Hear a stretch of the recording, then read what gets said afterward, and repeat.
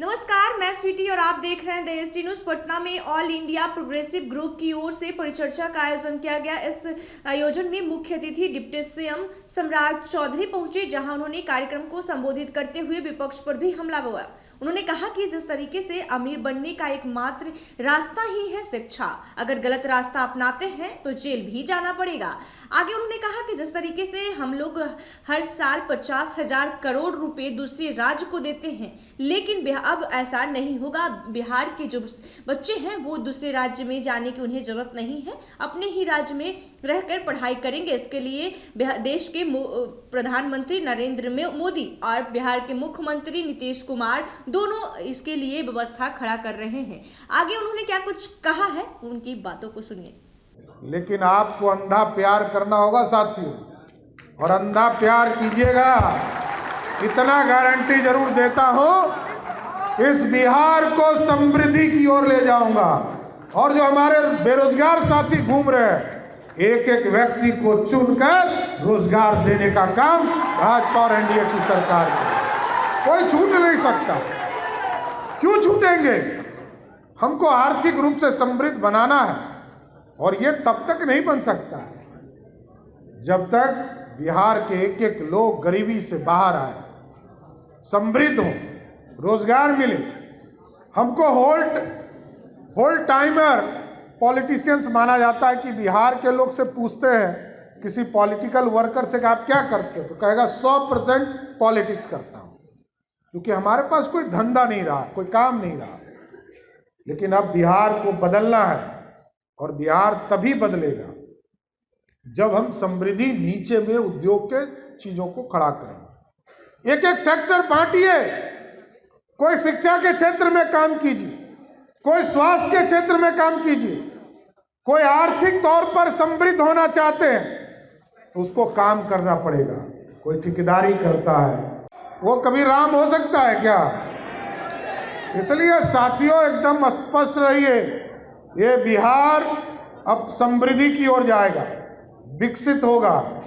और एक एक जो रोजगार है साथियों, 2020 में जो हमारा कमिटमेंट है कि बिहार को विकसित बनाने के लिए निश्चय पार्ट 2 में जो 10 लाख सरकारी नौकरी है, इस सपने को भी हर हालत में 2025 के पहले पूरा करने का काम किया जाए। और 10 लाख लोगों को पूरी तरह, अब तो 10 लाख से बढ़ाकर 94 लाख रोजगार देने की कल्पना खड़ी कर दी गई है।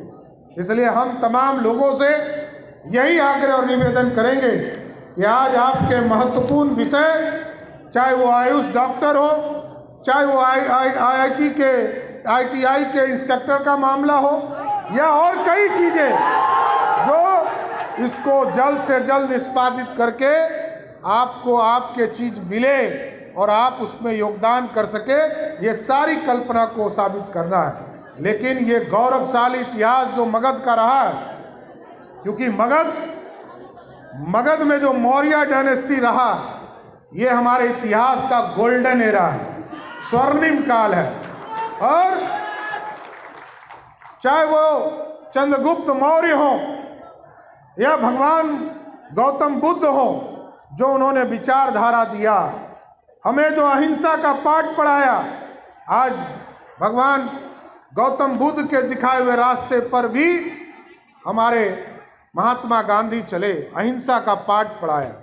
इसलिए तमाम लोगों को मैं विशेष तौर पर धन्यवाद भी देता हूं, पूरी प्रोग्रेसिव टीम को, कि आपने हमको आपके बीच में आने का मौका दिया।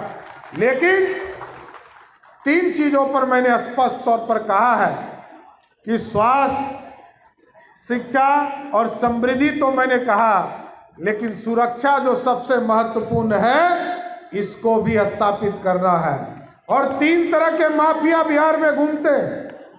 हमने डीजीपी साहब से बुलाकर आग्रह किया और कहा कि आपको मैं खुली छूट देता हूं, मैं भाजपा का अध्यक्ष भी हूं, भाजपा का नेता भी हूं, भाजपा के तरफ से स्पष्ट रहिए, 3 तरह के माफिया को किसी भी स्तर पर नहीं छोड़ना है।